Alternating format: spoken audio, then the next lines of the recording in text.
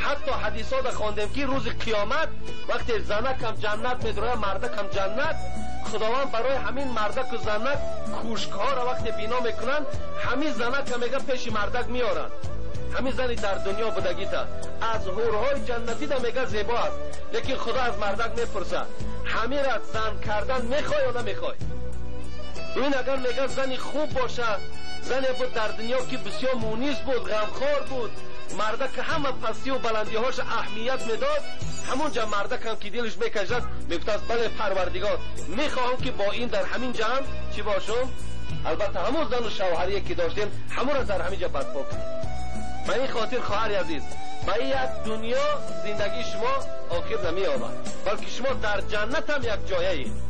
به این خاطر فقط شما اگر حرمت همین مردکا را بجا، مردکان باید گفتی اکی استاد من دامنا مردک، حتی حدیثا را خواندیم که روز قیامت وقتی زنک هم جنت میدروه مردک هم جنت،